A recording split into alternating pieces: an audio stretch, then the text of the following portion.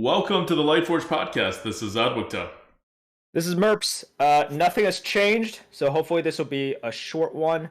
It shouldn't be that much of a surprise. Until next week, this is ADWCTA. I would be fine with this, but we should not debate people. We should talk a little bit, I guess. But this shouldn't come as a surprise stuff to talk anybody. about, just not news stuff. Companies typically don't do things the first week after the New Year's, so if you were expecting big things from Blizzard, you shouldn't, as in you shouldn't expect it from any company, really. So this is not like really Blizzard's quote fault. I don't know if we want to start assigning fault, but you should always withhold your pitchforks and your torches. Wait till Tuesday. Yes, until this week. This week is when people typically come back. Yes, if nothing happens on Tuesday and they don't announce anything, grab your pitchfork, start poking them. Because then, I don't know, I mean, this... Is the meta the worst meta ever? No, but it's not great, and they haven't hit the button yet. It's been more than a month. Like, I don't know how. I don't know why. Why is this an acceptable situation that they haven't hit the button yet? So, hopefully it's happening on Tuesday, but we'll see. Let's shift over to BGs for this Lightforge podcast. We'll end with a car good bad on Knight Captain, which I feel like we've talked about. We haven't really delved deep into it, and it's such a defining part in the meta. Like you see us in arena coops and whatever, we do fine, like just with a couple Knight Captains and nothing else. In this meta, sometimes with a little luck, but Knight Captains are really that important and in the meta. You got to use them the right way. They're not like completely brainless cards to play. So we'll talk about that later. But first, let's talk about BGs. What is going on in the BG meta, Merps? I think the reason we should talk about BGs in a little bit is the first portion I want to talk about what the BG meta is, and the second portion I think we should talk about what the BG meta should be during the next change, because it's been a little bit too long that we've had this BG meta. We also just had a big announcement regarding BGs that this year is going to be the start of BG esports from Blizzard. It'll be Lobby Legends, and details will be coming soon TM. But in order to really think about that, I think we have to focus on what the meta is, and then what we would potentially like to see it change. Now, a little bit of a disclaimer, or for disclosure, am I playing BGs right now? No, I'm still not playing. So this is not like Merps coming at you a year ago, who was near the top of the leaderboards, like top 50, top 25 leaderboards. Top 5? Yeah, for a while. So this is no longer that Merps, okay? Just watch a lot of streams right now. So it's from my understanding of the meta through there, and then of course my foundational knowledge of BGs and all of that stuff as well. So no, I am not back yet. When I am back, I will let you guys know. But right now, I think a lot of people are just a little bit tired of the tier 4 gaming. It's interesting because I think now people are used to the game being distinctively tier 4, but historically it was really either if you remember, we began with tier 3 gaming, whether it was Daryl or it was Mex, and then we just went to tier 5 gaming. For a while it was tier 6, and that just dominated through most of the sort of BG life cycle. And now we are solidly in tier 4. And if you guys watch streams, you will understand exactly what I mean. You want the early triples, so you want to play the shiny curve, the warrior curve, whatever you want to call it. I think we have way too many names for the same exact curve. I don't understand why there are so many variations. Sorry, name variations. What is the warrior curve?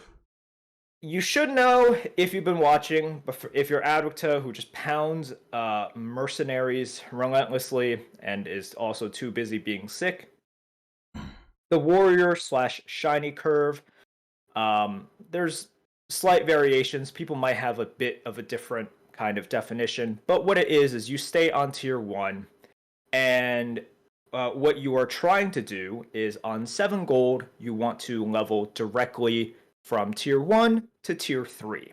So you double level on that turn. And your goals during this time are to collect a lot of tokens or tier 1 units. You want to try to get triple opportunities, if not set up 2 triples at the same time. If you triple a little bit early, you are incentivized to hold it, to not play it until you are able to hit the tier up button twice on the 7 gold turn, and then you triple into tier 4. You want at least 1 tier 4 minion on that turn, and if you can get 2, that's fantastic.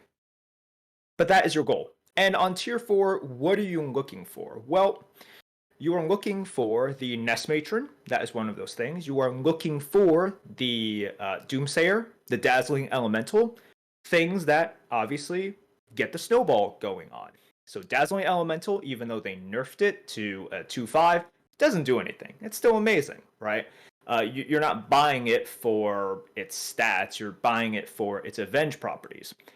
And once again, when we talk about a tier 4 meta, it's really just the Avenge meta. Because if you look at all of these units, this feature, this keyword that they added somewhat recently, it's not recent, but somewhat recently, it's like their newest keyword, it has taken over. Avenge has taken over. And this is why, when you are on tier 1, what do you want? You want there to be acolytes. You want there to be icky imps. Icky imps are one of the best things for you to pick up early because they are a super effective Avenge trigger. That's 3 bodies right there. So the plan right now is always stay on tier 1. You want to skip tier 2. Number 1, because it's just kind of a waste of gold early on to go to tier 2. Tier 2 minions are pretty weak right now. They don't really play any sort of role in the early game, and whatever tempo you might advantage you might get, it's so not worth you building up your econ and getting the triple. So you just have this situation where the very beginning of the game, it's just you trying to get these triples, get to tier 3, triple into tier 4, try to get to tier 4 as soon as possible. I would say a decent amount of time. And then from there, you can see what's going on. If you get an early Nest Matron, maybe you can just keep leveling up, go to tier 5 quickly, go to tier 6 quickly, and just do good things. That's what Nest Matron allows you to do. It's like if you're asking someone, it's like, oh, what does Nest Matron really do? Because I understand what Doomsayer does, right? Doomsayer gives me demons. What does Nest Matron do? It's just like, you just get ahead. You just get good stuff. So you want to do that. And with Dazzling Elemental, obviously, you're going to get Elementals. You can also afford to stay on tier 4 for a bit longer because you want more of those Dazzling Elementals. Even if you pick up a Major Domo or 2, that's fine as well, but you want more Dazzling Elementals. It's just kind of stupid how it is as good, if not better, than Nomi. So that's the meta right now. And I think a lot of people by this point know how to play it. They understand how good Avenge is. And I have heard people say, I'm just a little bit tired of this. Because this is just the way that you kind of play the game. And it kind of sucks when things are... They're certainly more dynamic than they were when the game first came out because you have all these tribes. And you want to make sure that you take this into consideration. For example, if you have the choice to go Murlocs, but mechs are in, you want to be really careful, because Murlocs suck against mechs. So you do have to take this into consideration, but I think a lot of people are tired of, okay, I'm going to do the Shiny Curve or the Warrior Curve, and then I'm going to get these Avenge, or I won't, and I have to play defensively and hope to hit or something. I might play the Proto-Dragons and try to buff up with Terragosa. I might try to do that. It's like a better option than Kalagos a lot of the times now. So tier 4 is really the nexus of BGs. It's been like that for a while. We had that time when Doomsayer was on tier 3, and then of course Demons dominated during that meta. And it just seems like we've been here for a long time, and I think people are ready for a big shift. Now, I'm not saying that we should make tier 4 useless, but I think there is also a little bit of feels badness whenever the pathway to the end game is pretty similar for a lot of people. When you just have this big, giant spike of power on tier 4, where all these good units are. And it's rare, actually, to see at least your first triple be going to tier 5. It's certainly possible with, some tribes that are out. If you have, like, Pirates in, if you have Beasts in, these are tribes that do, they'll push you a little bit more towards considering tier 5s. But if you see what the meta is right now, everybody is gunning for that, tripling into the tier 4. So I'm hoping that at the very least, they change it up, not by adding a lot more power into it. I think they need to kind of change up Avenge. I don't love what Avenge is doing for the game, in which everybody is trying to set up in the most annoying way possible with these taunts that spawn additional things to get more econ that way. And I'm not sure exactly what the best solution is, but I'm just going to say that Blizzard has been very, very open towards rotating stuff out, period. Remember when they came in with all of these tribes and they said, we're also just open to taking certain tribes out. Like, if they want to introduce totems, if they want to introduce, who knows, like treants or whatever, I think they should take another one out, because at a certain point, you already have 3 tribes that are not in. This is a lot to remember. And I know for those pros out there, it's not that much. They can just snap, look at a lobby, and be like, okay, here's everything I need to know based on the 3 tribes that are out. If you have 4 tribes that are out, that's a lot of information right there. It begins to get like pretty, not just beginner unfriendly, I just think a lot to remember, period. And it just makes the game a little bit confusing. So I would like if they were to introduce a tribe, not only just take out a tribe, let's go without Avenge for a little bit. Because I don't think I'm alone here when I say that I'm not sure if Avenge is great for the game long term. And by Avenge, I mean we can have units in the game that do Avenge things, but right now they are the meta. And they're not exactly part of the end game meta, but they are the core, really the path that everybody takes to reach the end game. So that's sort of what's on my mind, because we know changes are coming up for BGs. It just has to. We're going to see news about the esports, the Lobby Legends, but I think they need to address this a little bit first. I don't think there's a huge problem with BGs. Do I enjoy it as a viewer? Yeah, kind of. Do the players enjoy it? I think they're fine with it. It's definitely not the worst meta. If you remember, we had some metas with incredibly oppressive heroes. That has been fixed because of the armor. I think the armor is a great idea. You see people picking a lot of these underpowered heroes, and they do very well. If you look at the stats, the BG meta is in a pretty good spot, because the number 1 hero right now for the top 1%, according to HS Replay, is Malygos. And part of it is just because, with that armor and with the ability to refresh a minion, change it, polymorph it, whatever you want to call it, twice a turn, it's great. And it's sitting it's sitting around like a 4.0 placement. And so is Daryl, so is George.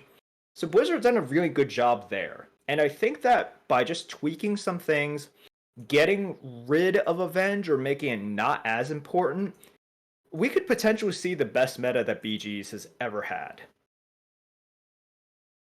Yeah, I don't know that they're actually going to get rid of Avenge anytime soon.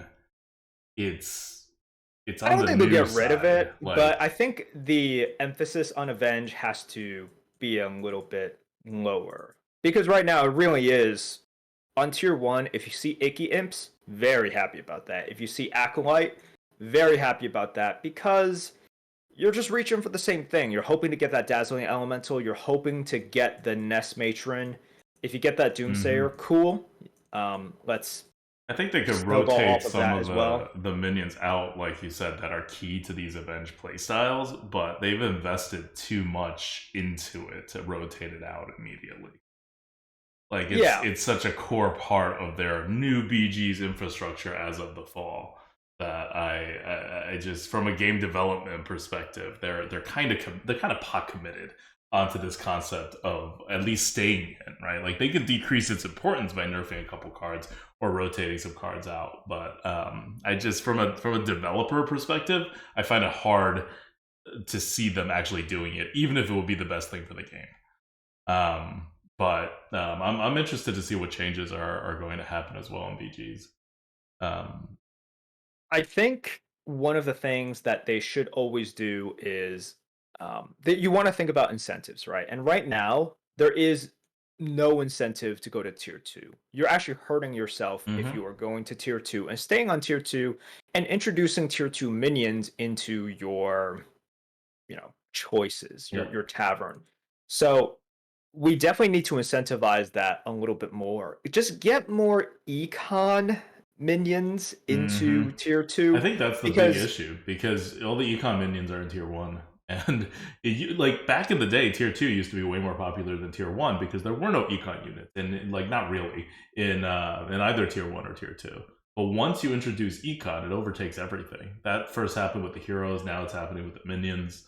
Um, it it just it's like speed and mercenaries to draw an example. Once you have something that affects everything else, the thing that's a multiplier on everything else will always become the most important thing unless it is not powerful. So whenever they try to make it part of the game, it will overpower the game, or it has a very good chance to overpower the game. So I don't think it's like from what I see happening in BGs, it doesn't look like it's a big problem, but I can see the staleness, right? So like you said, they have to. The easiest way is to put econ in tier two, but they have to do something to at least smooth out the curve into going up through four. I would also love to see them just get rid of tokens for a patch, see what Oof. happens. I think tokens have defined the game for so long that I want to see what happens when it is gone. Because I think it would just be such a seismic shift in terms of how you play the game. And yes, it would make some heroes suck. And I'm fine with that, right? Like, you can make changes that make some heroes suck. I want to see, is it still as dynamic? Because I think some people might say part of the dynamic nature of BGs and what makes it so interesting and really differentiates the best players from the just pure pretty good players are the Mm-hmm. ways that they can use Yep. the econ, they can use these tokens. And I agree with that, but I refuse to believe that if you don't have it, you don't have skill expression. I think the I just saw a clip of Lee. If you guys should know Lee. He's an amazing BG player, wins tons of tournaments. He posted this clip up on Twitter of him doing this interesting build, and it was a Divine Shield taunted Amalgadon first with Reborn. So he reborned the Amalgadon, and then he had a Sephin at the end and two Kangors. So the Kangors would only basically revive or bring back the Amalgadons. And because stuff kept dying, the Sephin would give poison to the newly spawned Amalgadons from the Kangor. So he's like cheating out these poisons that are coming out of the Kangor. They don't have poison initially, but they come out, stuff dies, and then they get poison. So he's like just basically creating his own death rattle into these poisonous minions. I thought it was super cool. We have a much greater understanding of BGs now than before, and we're still looking at this stuff. I have never seen that comp yet. I thought that was really smart, just an incredible, just a very creative play from Lee. And I think that there is still more skill expression there. And I'm not saying that tokens hold anything back. I think they still add to it.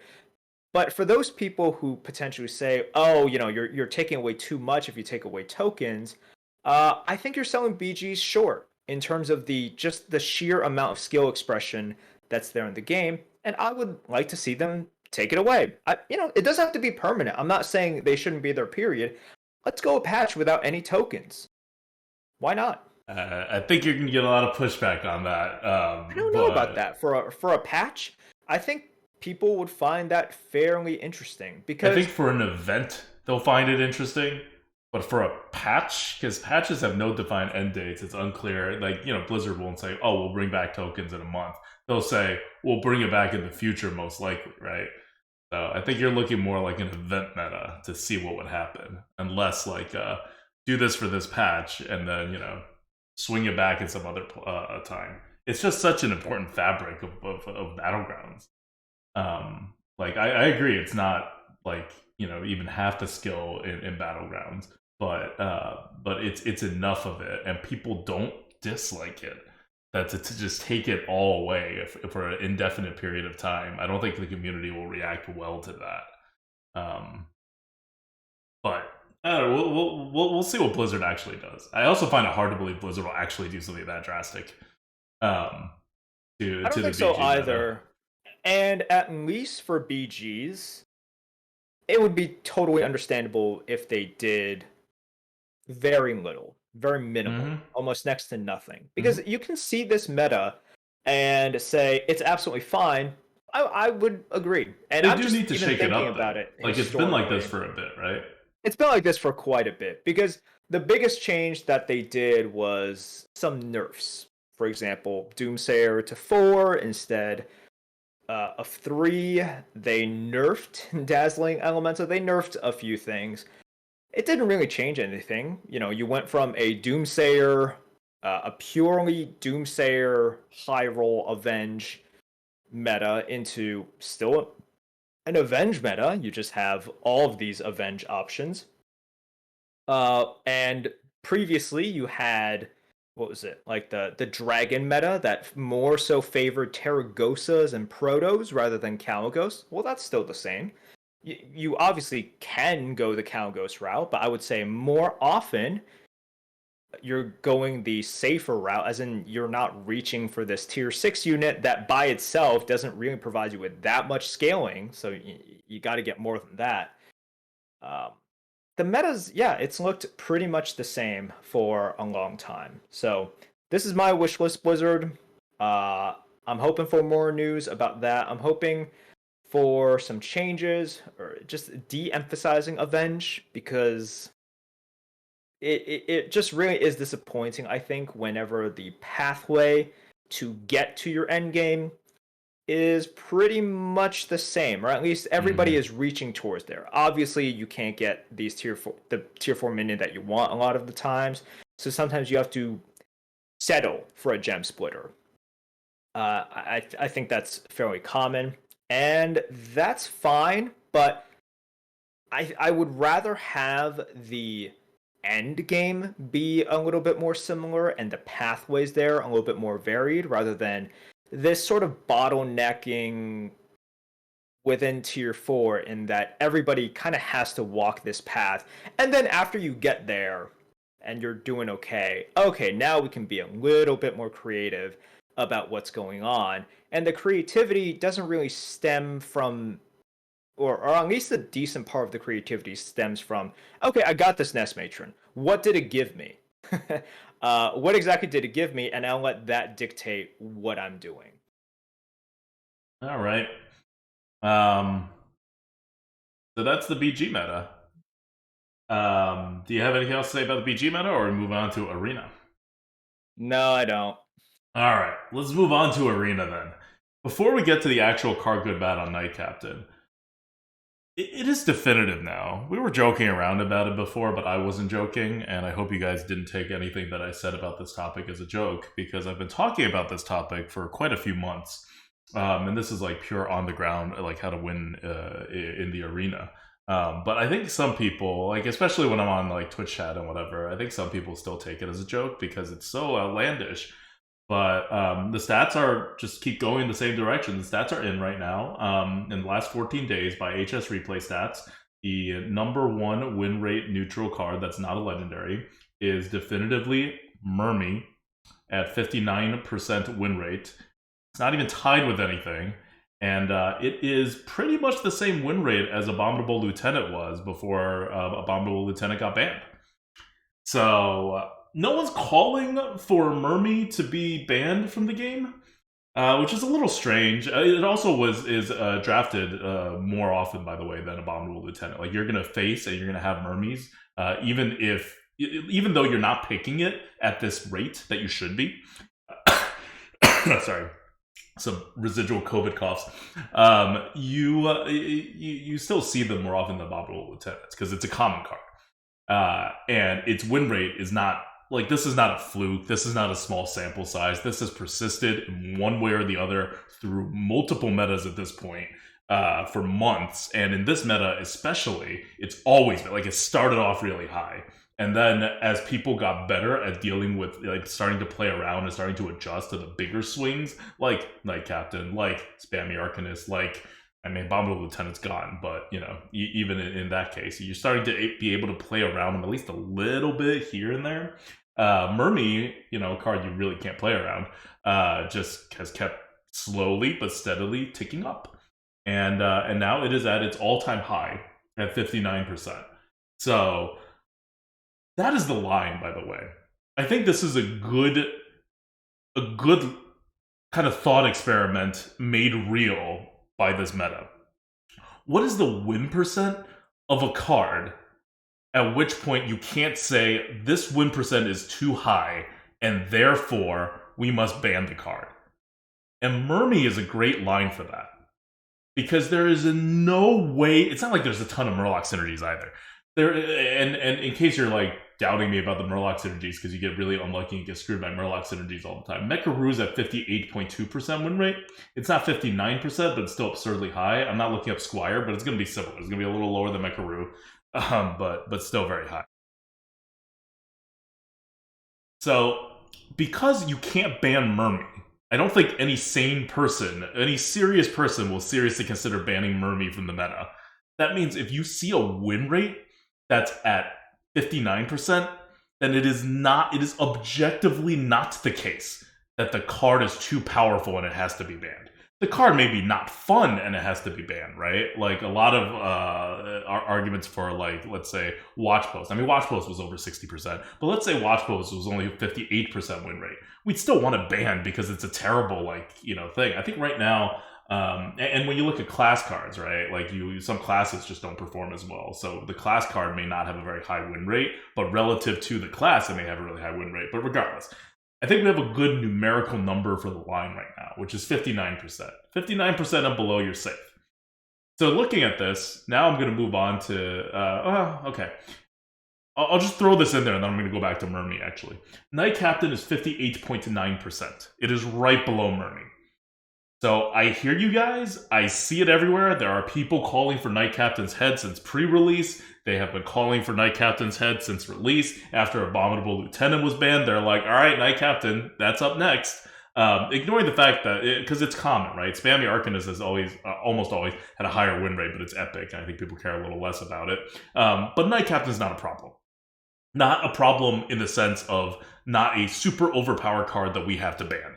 And I think as a community, if we go down this route and say we're going to ban Mermy performing cards, that's not just a slippery slope. That's just bad policy. Because cards are going to be banned in different metas, and they're not going to come back, right? Once a card gets banned, they're basically like just kind of banned. So I think this is a very good way to look at the stats and take a step back and say, objectively, Knight Captain is fine. And that's what we predicted. We said it was a B+, and I don't want cards banned until they hit A for neutral.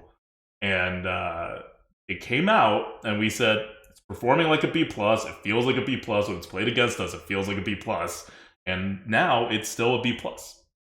We'll talk more about Knight Captain afterwards. Going back to Mermy and this whole meta, if you look at what's performing well in the meta, you get the sense of why Mermy is this high. Besides the fact that it's one of the best cards printed all time in neutrals, it's a very good meta for Mermy and things like Mermy. Because your other top cards are Ram Commander, which, again, is not actually a super amazing card. It's a better card than we initially thought. We've revised our ratings for it, but it is not the third best neutral non-legendary in the game right now. It's not. It's performing like that though. Why? Because you have 2 flexible pings. You go down a little bit more. The 4th one that's not an epic is Bunker Sergeant. And Bunker Sergeant actually is just really freaking good. But again, you're pinging. After Bunker Sergeant, it's Mecharoo. Like I said, it's not just Mermy, it's all these Argent Squire-like cards. And after Mecharoo, it's Bone Wraith. We have seen Bone Wraith for a long time, and we know exactly how good Bone Wraith is. Which is to say, it's not this good. Just like Mermy's not this good. Just like Mecharoo's not this good. Except in this meta, it is. And what does Bone Wraith do? Besides putting out a taunt, it's a double body, 1 with 1 health, and it taunts and it's on curve. These are things outside of the taunt that it kind of shares with Mermy. It's performing above Smug Senior right now, actually, by 0.2%, which is performing above Rap Golem. And those are definitely, both of them are definitely better cards than Bone Wraith. In any other meta. So the meta right now is very skewed towards these kinds of pings or like delayed pings or things that kind of sort of vaguely act like pings. And on curve cards that do things like that. And it's skewed in this way pretty much because of Demon Hunter, a little bit because of Honorable Kill, and getting the correct numbers, which will go into Knight Captain. But the Demon Hunter meta really shifts it a lot. Because if you don't stop Demon Hunter in the beginning, you just lose. You don't even get to the late game where the Demon Hunter can kill you with big giant Demon Hunter cards. You want to be able to go back and forth a couple times with really any classes, right? Because we're still in this kind of swingy meta, and with things like Knight Captain, it gets more swingy. But in order for swings to not immediately kill you, you need some amount of health. And you don't get that health if you don't have your ways of efficiently removing things through pings. And Demon Hunter makes that all the more glaring. I think after they hit the button, you'll see the win rates of all these cards slightly go down. Because Demon Hunter will no longer be dominant. Like, Mermy will no longer be the #1 card after they hit the button, sadly. But it'll still be pretty high up there. Because the other part of the equation of why these pings are so important is because of Honorable Kill, of which Knight Captain is probably the biggest Honorable Kill card. It's the highest performing one, it's the most seen one, and the difference of a Knight Captain actually getting the Honorable Kill and not getting the Honorable Kill is +3/+3. That's 3 mana's worth of tempo, more or less, which on curve on 5 is huge, but even anywhere else, it's still a decent like chunk. So getting to how to use Knight Captain, like, if Knight Captain was a 6/6 that dealt 3 damage, making it a basically a super fire elemental at 5 mana, it would be absurdly good. But that's not the card. In fact, and I'm sure you faced it when you're playing, you oftentimes can't use Knight Captain on 5. You don't have to wait too long to use Knight Captain, but it's not a card that's literally playable at any time. So the math for how long to wait with a Knight Captain before you just use it is that for each turn you expect Knight Captain to wait in your hand, you are essentially giving up 1/1's worth of stats, tempo-wise. That's how the well, what am I thinking of? What's Biofiend? What's that mechanic called where you're hiding? Dormant? Yeah, Dormant. Sorry, I'm blanking on that. That's what the Dormant math is, and it's effectively the same when you don't play a card that has the bonus, is you're trying to get that Dormant bonus. So when you choose not to play a Knight Captain, you can think of it as, I'm trying to get a Dormant bonus of X number of turns for +3/+3. Well, how many turns will it take to get +3/+3? You should be waiting below 3 turns. Because if you wait 3 turns, you're already not getting a good deal out of it. But if you wait 2 turns, then you are getting a good deal out of it. If you wait just 1 turn to get it, then you're getting a very good deal out of it rather than playing it immediately. So normally, I think in my experience, you really only have to wait 1 turn and Knight Captain can hit something. But you want to, when you're looking at whether to play a Knight Captain, you're obviously not going to hit like a 1/1 with Knight Captain and play it. Like, you just wouldn't consider that as a play if you have any other plays because it's so bad. So what kind of threat do you have to remove from using a Knight Captain to justify not getting the +3/+3 trigger? Well, you have to justify. So you have to think, well, if I don't play this turn, then I'll probably play next turn or the turn after, which means it'll probably get on average the equivalent I should be giving up, like 3 stats. That means that to play the Knight Captain on the turn instead of something else that's just like Yeti-like, I'm just drawing a baseline to something like Yeti. If you could take out 3 extra stats to what 3 damage would normally take out. 3 damage would normally take out something a little larger than a 3/3, like maybe a 3.53 or something. So if you could take out something that's a threat level of that, plus 3 stats or more, then you should use the Knight Captain immediately. Assuming you have nothing else. Assuming that's your only initiative that can remove the threat in question. So we're talking something that would be like a 7/3. Now, you don't usually get 7/3s around the game for you to like actually make this kind of like calculation. So the only real threats that you want to remove with Knight Captain without triggering its +3/+3 bonus are things like that have abilities. Generally, if the opponent will get an extra card, like if it has like a Manatee Totem on the board or something, Manatee Totem has 3 health. If it has like a Manatee Totem with 1 less health, right? So you wouldn't trigger your Knight Captain on it. You would still Knight Captain that. Evil Totem.